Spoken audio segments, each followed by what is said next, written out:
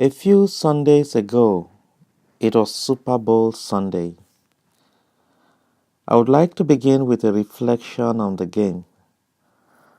For those who know me well, you would agree with me that I am taking a big risk speaking in public about American football game because I know practically close to nothing about the game. I had to call a parishioner yesterday to confirm some of the facts and figures while I was preparing for this homily. So, from what I got, the game was between the Philadelphia Eagles and the New England Patriots. The Eagles won by 41 to 33. This win was so special for the Eagles because they were playing against the defending champions. The first mistake I made on the 4th of February this year was to pay a pastoral visit to a family while the Super Bowl game was going on. When I got to the house, it took some special grace for them to acknowledge my presence as all attention was on the screen.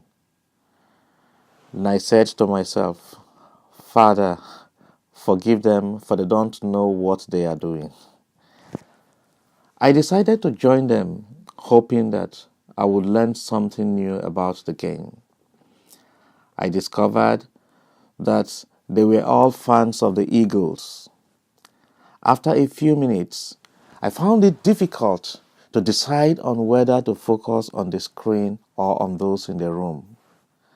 I noticed that at some points, there were more actions in the room than on the screen. Some of my friends in the room were raising their hands as if they were catching or throwing an imaginary ball. They were all anxious and tensed up. The lady who sat next to me had a good control of her hands, but her right leg was restless. She kept kicking an imaginary ball from time to time. And when I saw how close I was to her, I made as if I went to the bathroom. I came back and took a different seat, far away from her, as if I forgot where I was sitting.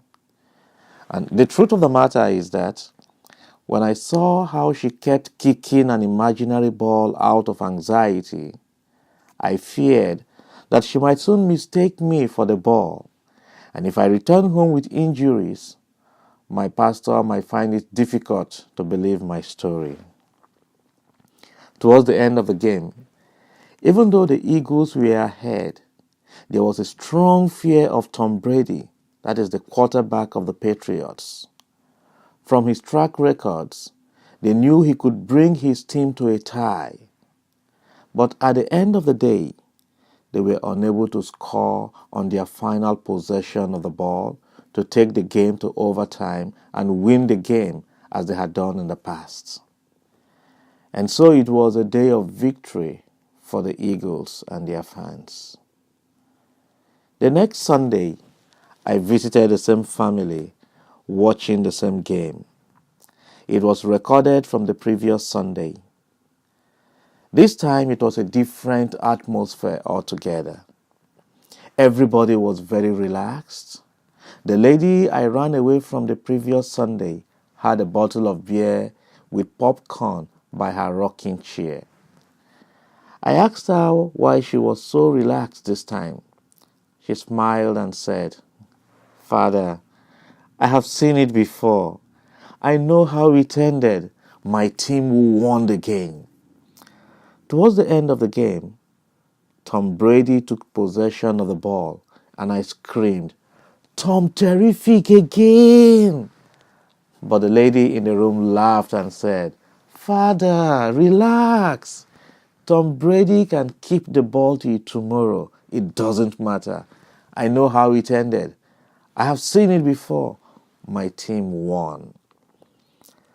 My dearly beloved in Christ, today's readings bring to mind the age-old question of Where is God when bad things happen to good people? In the first reading, we have the story of the sacrifice of Abraham. Going through the story, one might be wondering why God should permit such evil. Considering how long Abraham and Sarah waited to have a son, it sounds horrible to think of God as demanding for the life of the little boy Isaac. Imagine how tensed up one might be till the point of Abraham lifting his knife to cut the boy's throat. Someone might scream, "God, where are you?" God, on his part, would be on his rocking chair like my friend on the second Sunday saying, "Relax, I have seen it before. I know how it ended. The boy will not be killed. A ram will be provided to take his place." In the Gospel passage, we have the story of the transfiguration of Jesus. This came as a preparation for the difficult days ahead. This came as a preview of what will come after the cross. When Jesus faced his agony at Gethsemane, he prayed for the cup to pass him by, but his Father must have assured him, "Relax, my son. I have seen it before. I know how it ended. Remember the preview at the transfiguration." Then Jesus said, "Not my will, but your will be done." When he got on the cross, he felt abandoned by his Father and he cried out, my God, why have you forsaken me?" His Father must have reminded him of the preview from the transfiguration and said, "Relax, my son. I have seen it before. I know how it ended. After the cross comes the glory." My dearly beloved in Christ, as we enter the second week of Lent, you might be a victim of persecution. Maybe the truth you stand for is winning you a lot of enemies. Maybe those in authority or those who are close to the corridors of power are using you to test their powers. Maybe you have been sincerely battling with some weaknesses. Maybe your prayers seem to be falling on deaf ears. It is even possible that today is the ultimatum you have given to God. You might have asked several times, "God, where are you?" Before you give up on God and yourself, before you submit to the philosophy of, if you can't beat them, join them, God is saying to you, "Relax, my child. I have seen it before. I know the end from the beginning. I have the final victory waiting for you at the end of the game. So do not run away before the game is over." Like he said to Jeremiah, "He knew you before you were born and has made provisions for you to the end." Sometimes God calms the storm. Other times he lets the storm and calms his child. In the midst of afflictions, he says, "Be still and know that I am God." And St. Paul assures us in today's second reading that if God is for us, no one, nothing can be against us.